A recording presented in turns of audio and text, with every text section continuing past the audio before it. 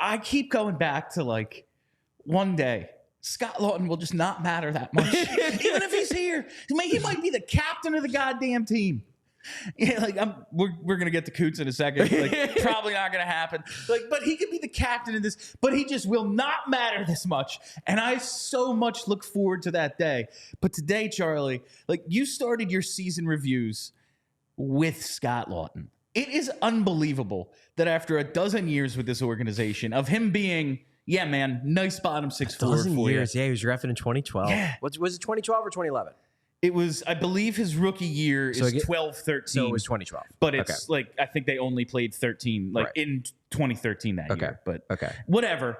The guy, one day will not be that important. It is still not that day. Like, it's not that day. He still continues to be one of the most important players for this organization, even though it's like, yeah, man, hopefully he's on your third line. Like, the best version of Scott Laughton we can ask for is he's a good third line center. He's also just, look, I'm not saying he's not important, because there's a reason why he wears an A. There's a reason why they won't trade him, despite the fact that he didn't have like that great of an all-around year. I do think he is one of those guys that's probably, he gets an outsized amount of attention on Twitter and online, as opposed to like the casuals are just like, oh yeah, Scott Laughton, yeah, he does some cool things sometimes, neat. He gets talked about a lot for a few reasons. Number one, because, and this is, I think, really a lot of the driving force of it, particularly people online, because they were following these rumors very closely, cannot get it out of their heads about the rumors that you could have gotten a first-round pick for him, not at this draft, but before last year's draft. That really sticks in people's heads, because it's the idea of you had a chance to get an overpay for a guy who is older, who probably isn't going to be on the next great Flyers team, and you passed it up. I don't know if that was actually the case, or if maybe there was more complications to that deal beyond just like straight up, hey, here's the 29th pick for Scott Laughton. Now we're good. Maybe the deal was bigger than that, and there were other reasons why they turned it down. Or maybe they did turn it down because they just view him that highly.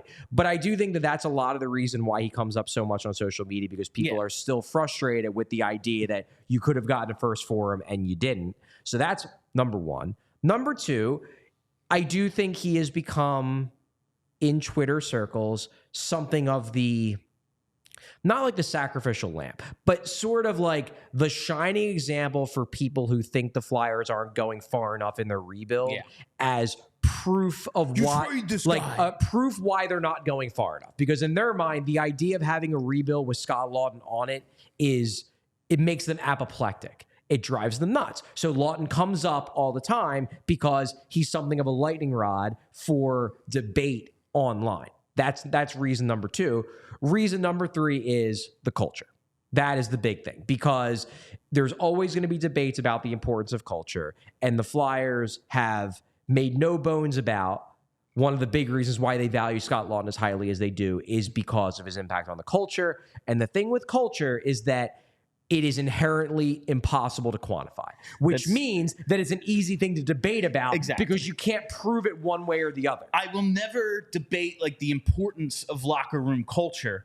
It's just like, you can't measure it. If you can't measure it, how can you like say its impact? Like, yes, there's definitely an impact, but the thing is, you just have to take their word for it. And like, that's something that understandably the online community is not just going to necessarily accept. You absolutely need good culture. You absolutely need good leaders. But I always just say, like, you know who the best captains in the NHL are? Captains of the best teams. Like, is Jonathan Taves the greatest leader since Marc Messier? Or is he simply the captain of the team that won a bunch of, like, was he the only leader on that team? Like, you know, like, is he the driving force of that? Or was it like you had the best American forward in forever in Patrick Kane, and you had a really great blue line, and you had like Corey Crawford for all those years, who was a top 10 goalie. Like, you had all these things. And it's like, yeah, and we have a great captain. Like, maybe, or you had a great team and you happened to name him captain. You know, Mike Richards was a great captain, and then the team hated him, so he wasn't. Like, you can't quantify these things, and I'm not going to say they're not important. They are. They very much are. But like, they clearly are. You can't like stick a number. That can't be your number one thing. Like, you know what makes a great culture? Winning. The best team, the best cultures in this league, Yeah, they're winning teams, and it's kind of becomes a chicken and an egg thing. Yeah. How do you create that without actually winning? Without actually winning. Yeah. Well, here's another point of debate, and I bring this up in the piece, but you've brought it up. You actually were the one who kind of like pushed this narrative like in on the show, and I was like, nah, it makes sense. Like I could see that definitely being one of their thought processes is how much of an impact on their decision to keep Laughton versus trade him is driven by the fact that Mitchkov is here. Because their view of the importance of culture, bringing in a guy, integrating a guy to a new locker room who is the future of the franchise. And if you really think Laughton is that important to your culture, do you really want to see what the culture is like without him while you're also trying to integrate like the most important player in your organization to your team? I wonder with his contract being what it is this year and next year, that doesn't fit the Mishkov timeline at all if it's the original 3 years.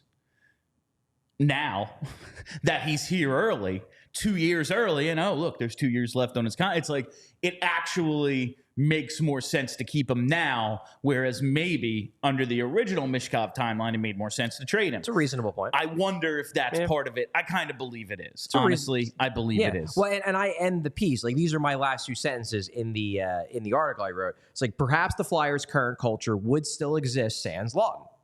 Perhaps not. But the important part here is that the Flyers worry it wouldn't, or at least they worry that it wouldn't be as strong without him. And entering a season in which their top prospect is being introduced to the room and the NHL at large, perhaps they just weren't willing to find out.